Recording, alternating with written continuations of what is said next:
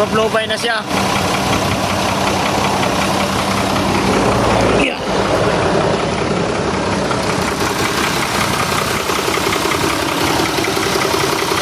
Murso ka na ng langis.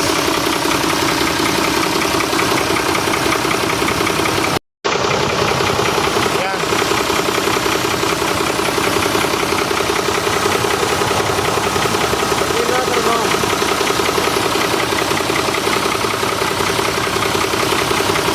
Nagpo-blow by na yung makina.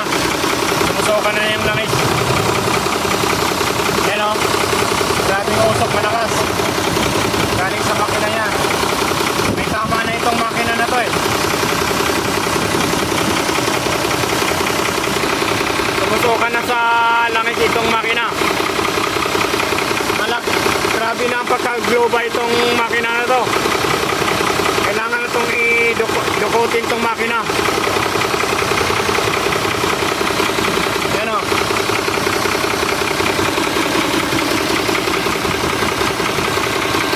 मुझे निफोक मैंने कम खरबान है ये टर्बो स्पाइक को ला अवल Poco hada karter barin malum is karban हाँ lazim hada ras kabir अयो अयो ma pi ras simsim san tani sayara wahid hada kamil ras lazim poko kamil ras hada piston hada karban chamber karban अयो Syup hada muskila hada Syup Wahid itin tarata arba kam sa sikta poko hada ayo para okay ito guys tinuturoan ko yung mga kasamahan ko na sila na nang magbabaklas nito itong mga panglabas lang tinuturoan ko para matuto naman din kasama ko sa pangilalim din yan guys basic lang naman to.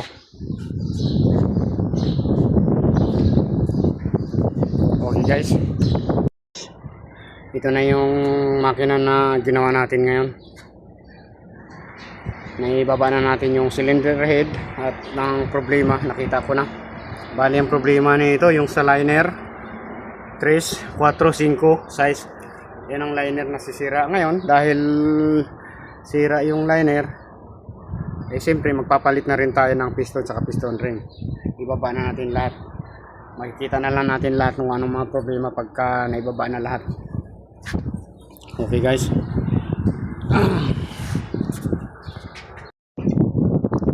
Ito na yun oh. Itong number 1 na piston. Okay to siya. Number 2 sira. Number 2 piston. Number 3 sira din. Number 4 sira din. Number 5 grabing sira. Yan number 5. Bali isa, dalawa, tatlo, 4 na piston ang sira. Number 1 lang tsaka size ang medyo matino. 4 sira yan. 4 na piston rin ang sira. Yan.